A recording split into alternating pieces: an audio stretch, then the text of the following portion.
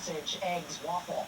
Sometimes I watch the news, and I wrote something on the New York Times about how civilized the civilization of Paris has come to my world always somehow from the thinkers and writers, from just some tradition of French love of liberty and equality. And I'm sorry. I'm saddened, of course, like anybody else. For Transcendia, my country of my theoretical country, my national work of country work of art, I ended up studying war, and I started with war because all you need to have a nation is an army. You don't have to have anything else. King, warlord, whatever. He's recognized and he has stature because he has an army. And I started there and I worked through it all. Political science. The perfect leader is supposed to be the adopted son of the other great leader. Okay? That's the lessons of history profile of the great leader. All right? And I'm in agreement with Barbara Tuchman, the great historian, who wrote an essay in Practicing History called "Should We Eliminate the Presidency?" Most electoral presidential democracies become so corrupted they fail. For some reason, the parliamentary system, which has nothing works if you don't believe in it, is more robust. So I see for Transcendia, as I wrote in the Transcendian Passport, Transcendia Passport's available on Amazon. I wrote there that I was going to operate according to the parliamentary system. Of course, for day-to-day operations, you just have what you would consider an executive branch, that being an airport authority. Okay? And I can't get out of my own way, so it's ridiculous to think of nuclear weapons. I think all nuclear weapons need to be banned. All right, weapons of mass destruction are an insult to the working people of this world. We have enough to worry about with the weather. I had coffee with Laura Mersini Houghton, and I've come to see the superconductors as close to a magic bullet in their offer that they give us of matching renewable energy sources and energy capture to the demands of our civilization as we know it. Those are some of the little things I know, but the story of war, I studied tanks. I ended up studying tank warfare, World War II tank warfare. And the Germans got real good at it in their attacks on the Russians. They would encircle them with their tanks and put them in what they call a cauldron and destroy them. And I just wonder what tanks are available in the Mideast to destroy the ISIS. I see that the tanks, there was the M1A1 Abrams tank, and the French have some nice tanks, and the Israelis are expert at tank warfare.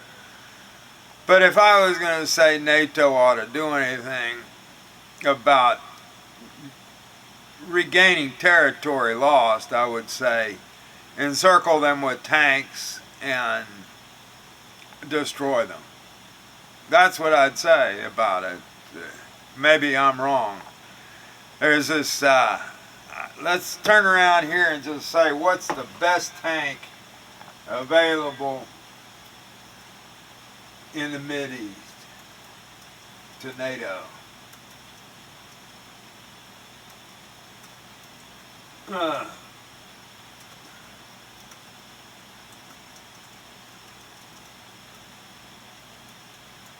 let's see what it comes up. It says 5 NATO weapons of war Russia should fear.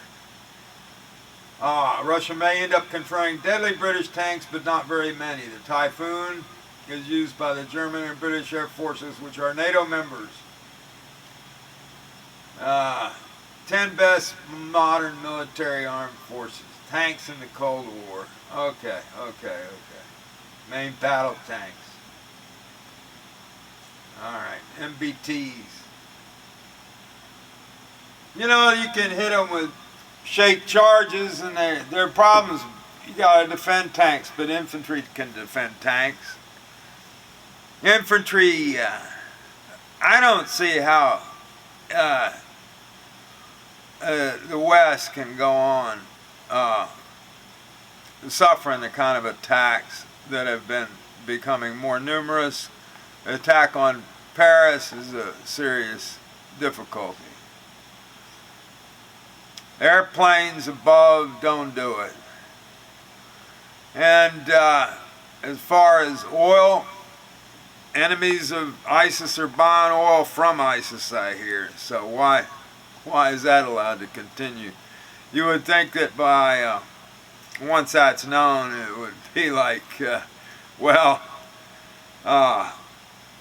know, Exxon and Shell and Chevron and these companies that have oil resources ought to be selling cheap oil to the people who otherwise are buying it from ISIS. As far as Putin and Assad are concerned, that's out of my pay scale to say that much about.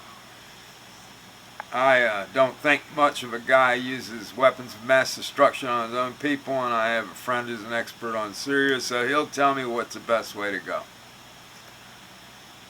Otherwise, Benny Avini on the New York Post, who's a writer, an opinion writer, was a tank soldier in, I believe, the 7-day war in Israel, and he can tell us some more about tanks.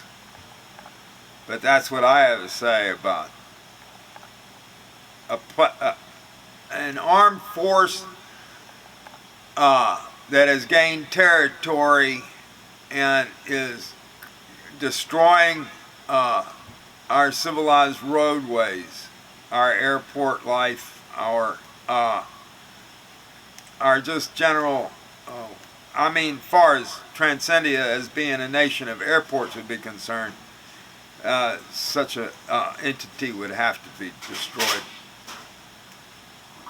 Tanks. That's the question. You know, and infantry like to have tanks to follow and lead and protect. Even though tanks against tanks is one thing, tanks taking territory is another. So, there are tanks around. Airplanes are there to defend tanks. The Russians put some tanks over there. It's kind of sad what they might be doing with them, but tanks are power on the ground. Thanks. This is Russell